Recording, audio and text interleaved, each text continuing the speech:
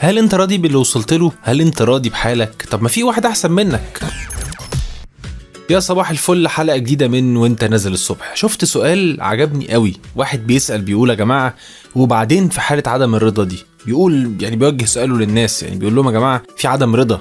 طب ما انت بتشتغل شغل كويس، في واحد بيشتغل احسن منك، عندك عربية في واحد عنده عربيتين، عندك شقة في واحد عنده فيلا، ساكن في مكان حلو في واحد ساكن في مكان احلى، عادي. ايه حالة عدم الرضا دي؟ وبعدين هنطلع منها امتى؟ الى اخره. يعني كان بيتكلم بصراحة في الحتة دي، واللي شفته في تعليقات الناس كان جميل قوي. يعني شفت حد كان بيتكلم انه والله كل واحد عنده مشاكله، بيقول له يعني حتى الراجل الغني اللي هو عنده ثروة هو عنده مشكلة كل يوم، ان هو بيصحى الصبح عمال يفكر هزودها ازاي الثروة دي، وفي نفس الوقت هحافظ عليها ازاي، ما ياما كتير كان معاهم ثروات وفلسوا. وفي حد تاني والله اداله تعليق عجبني جدا، قال له والله هي كلها جواك. قال له انا جه عليا وقت كان رصيدي في البنك 6 صفار، مليونير يعني، وكنت متضايق قاعد في الكورنر كده لوحدي عمال بعيط. وجه عليا وقت ما كانش عندي فيه حساب بنكي اصلا، وكنت عايش حياتي ومع اصحابي على البحر وبرقص وبغني والى اخره. يعني بيتكلم على فكرة النفسية، انه انت نفسيا تكون مرتاح هو فوق كل شيء.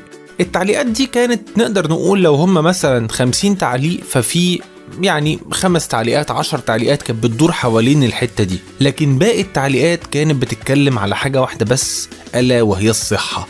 أنا اتخضيت، شفت كمية يعني لا تعليقات غريبة.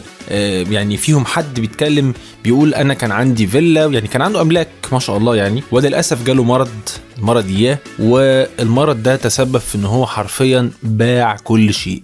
وبيقول أنا كنت إنسان طموح وكنت بشتغل كذا وبعمل كذا، ولكن بسبب انهيار صحتي، تعال اسألني النهاردة طموحك إيه؟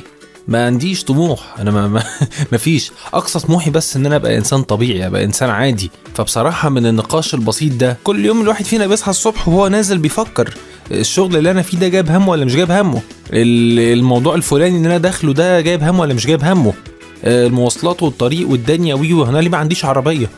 طب ليه ما عنديش عربية احسن من اللي معايا؟ طب انا ليه مش ساكن في المكان الفلاني؟ طب انا ليه مش عارف ايه؟ انا كمية اسئلة ما هي كلها متحوشة جوانا مهما كان مستواك الاجتماعي. ولكن بصراحة بعد المناقشة دي اعتقد الواحد ممكن يغير تفكيره شوية.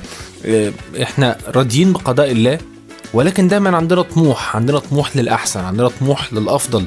ولكن في نفس الوقت، وانا بنصح نفسي قبل اي حد، ان ما نخليش الموضوع ده يأثر على نفسيتنا، لا نكمل نعمل اللي علينا، نعمل اللي ربنا أمرنا بيه، ونستمر في السعي، وربنا يكتب لنا جميعا الخير. شكرا لكم، كان معاكم محمد إبراهيم، واشوفكم في حلقة جديدة من وانت نازل الصبح. يومكم جميل.